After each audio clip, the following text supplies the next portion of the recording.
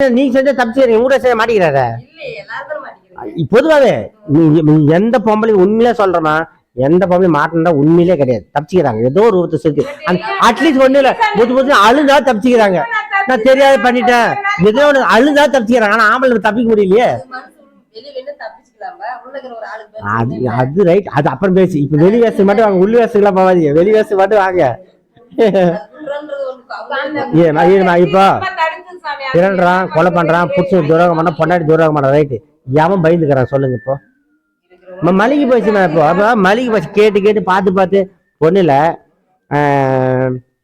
2005-6 நான் இந்த Sun sports கடை வச்சுக்கும் போது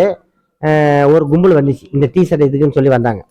அதில் வந்து வயசான கிளம்பு ஒரு 60-65 வயசுக்கும்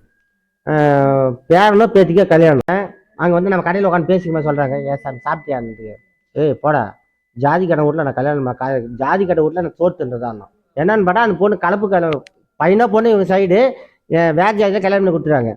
சாப்பிட்றதே வந்துட்டான் கிழவன்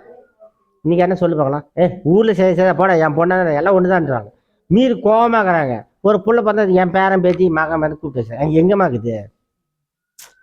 அப்போ அந்த ஒழுக்கம் இல்லாத போயிடுச்சுன்னு சொல்ல வரேன் இப்போ நான் தானே சொல்கிறேன் ஒரு பையனோ பொண்ணோ விட்டுட்டு போனப்போ அந்த இடத்துல ஒரு அசிங்க கேவலம் வரும்போது அந்த பெத்தவங்களுக்கு எவ்வளோ வருது